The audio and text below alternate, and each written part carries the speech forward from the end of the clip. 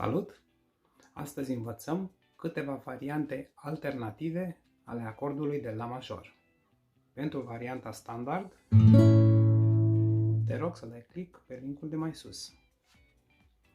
În afară de această variantă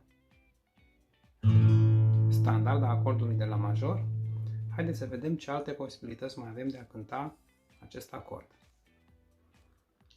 Putem pune bare în poziția a doua, pe 3 corzi, pe 4 corzi chiar, și degetul 4 în poziția 5 pe prima coardă.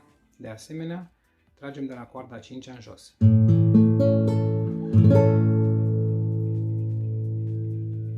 Mergem mai departe.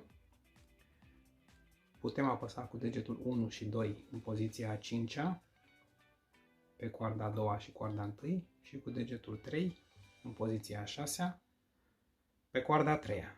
Ciupind basul, aceeași coardă liberă La, avem o altă posibilitate de a cânta acest La major.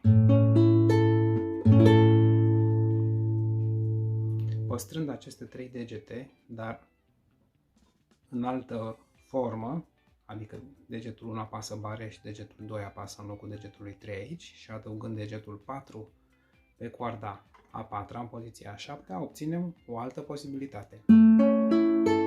Putem trage de 4 corzi sau de toate 5.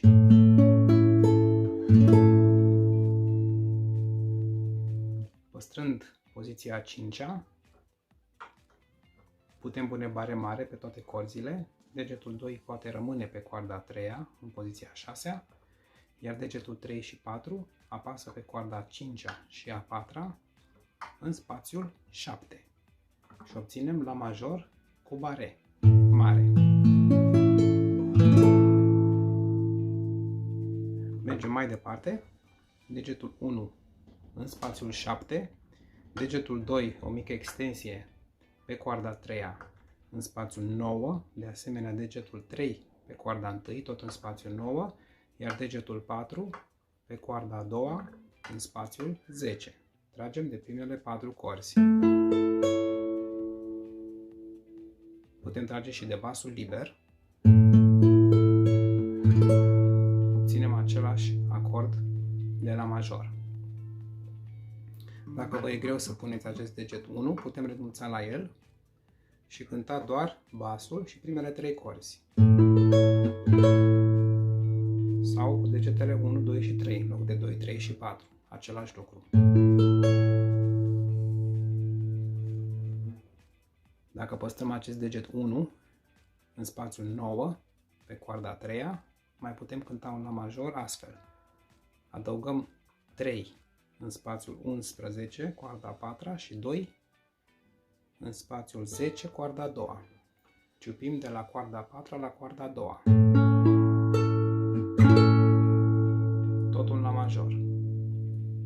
Putem să tragem și de coarda 1-a, este nota care face parte din acordul de La major, este Mi.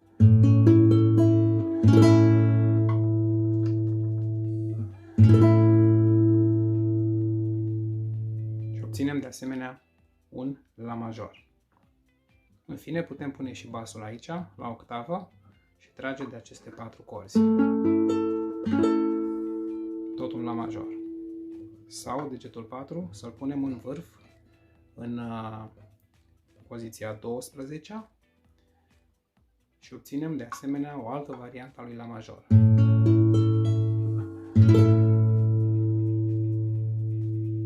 Iată așadar câteva din posibilitățile alternative de a cânta La major.